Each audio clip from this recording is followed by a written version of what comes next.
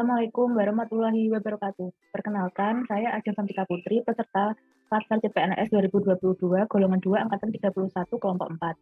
Di sini saya akan menjelaskan tentang tugas agenda 3, yaitu tentang rangkuman infografis manajemen ASN. Langsung saja, yang pertama yaitu tentang pengertian manajemen ASN. Manajemen ASN sendiri yaitu pengelolaan ASN untuk menghasilkan pegawai ASN yang profesional, memiliki nilai dasar, etika profesi, bebas dari intervensi publik, dan bersih dari praktek KKN. Yang selanjutnya yaitu kedudukan ASN. ASN sendiri dibagi menjadi dua, yaitu PNS dan PPPK atau pegawai pemerintah dengan perjanjian kerja.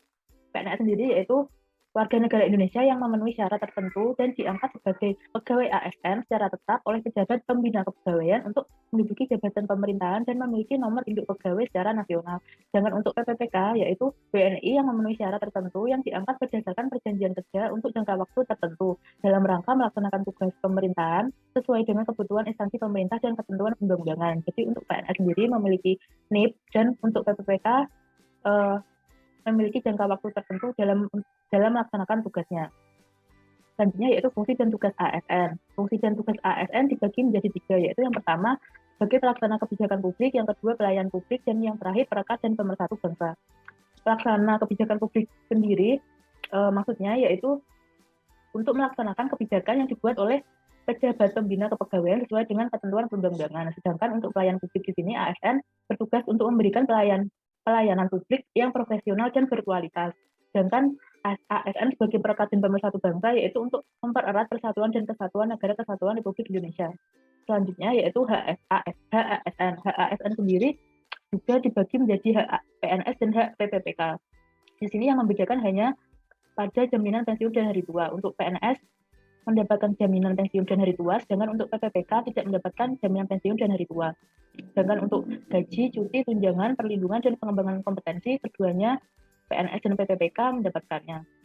Selanjutnya yaitu kewajiban ASN. Kewajiban ASN sendiri memiliki pengertian yaitu suatu beban atau tanggungan yang bersifat kontraktual dan sepatutnya dilaksanakan oleh ASN.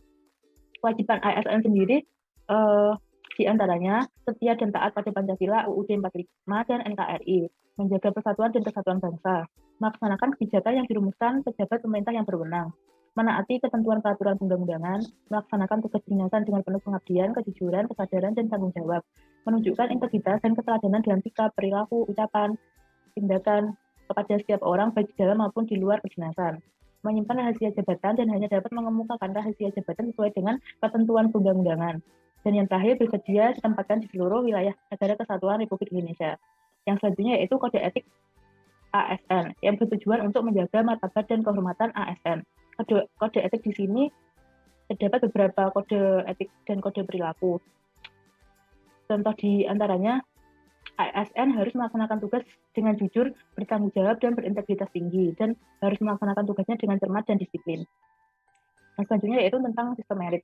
Sistem merit sendiri memiliki pengertian yaitu suatu kebijakan dan manajemen ASN yang berdasarkan pada kualifikasi, kompetensi, dan kinerja secara adil dan wajar, dengan tanpa membedakan latar belakang politik, ras, warna kulit, agama, asal-usul, jenis kelamin, status pernikahan, umur, atau kondisi kecacatan.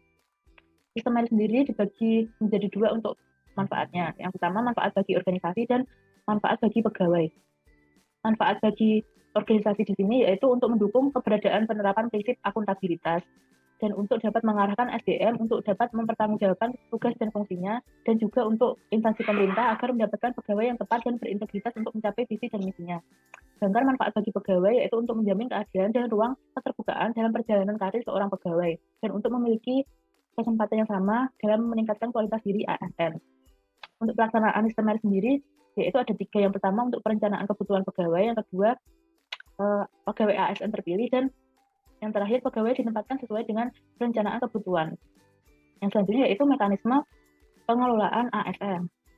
Pengelolaan ASN sendiri terdapat 12 poin. Yang pertama penyusunan dan penetapan kebutuhan. Di sini pemerintah menyusun kebutuhan jumlah dan jenis jabatan PNS berdasarkan analisis jabatan dan analisis beban kerja. Yang kedua yaitu tentang pengadaan. Yang ketiga pangkat dan jabatan.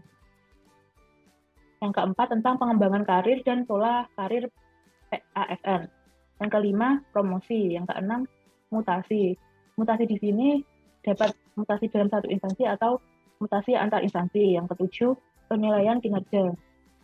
Yang kedelapan, tentang penggajian dan tunjangan. Yang kesembilan, tentang penghargaan. Penghargaan di sini dapat berupa tanda kehormatan, kenaikan pangkat, kesempatan prioritas untuk pengembangan kompetensi, dan kesempatan untuk menghadiri acara resmi atau acara kenegaraan.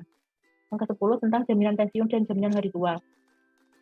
Untuk batasan usia pensiun PNS sendiri dibagi menjadi beberapa usia, yaitu untuk pejabat administrasi sendiri berusia minimal 58 tahun, dan untuk pimpinan tinggi berusia 60 tahun, dan untuk pejabat fungsional sendiri batasan usianya yaitu sesuai dengan peraturan perundang-undangan. Dan untuk poin ke-11 yaitu disiplin. Disiplin yaitu harus patuh terhadap tata tertib, dan apabila melanggar tata tertib akan dijatuhi hukuman disiplin. Dan yang poin terakhir yaitu tentang perlindungan. Perlindungan sendiri yaitu maksudnya dapat jaminan atas kesehatan dan jaminan kecelakaan ataupun jaminan kematian.